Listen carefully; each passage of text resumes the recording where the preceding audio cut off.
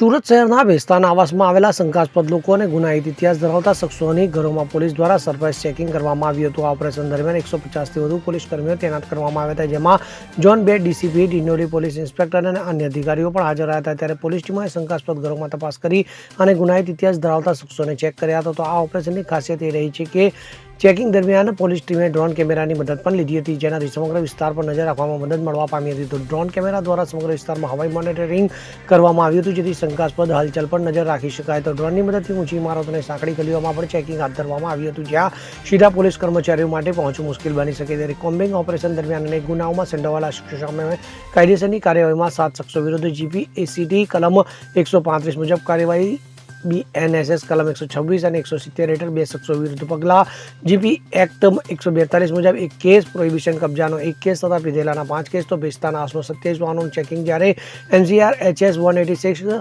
ટપોરી 5 તળીપાડ 6 listed bootlegger 9 અન્ય શંકાસ્પદ 13 ઇસમોની તપાસ હાથ ધરવામાં આવી હતી। Bureau report CN24 news.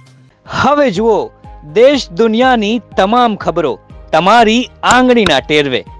ઉઠાવો મોબાઈલ અને Google Play Store પરથી ડાઉનલોડ કરો અમારી CN24 ન્યૂઝ મોબાઈલ એપ।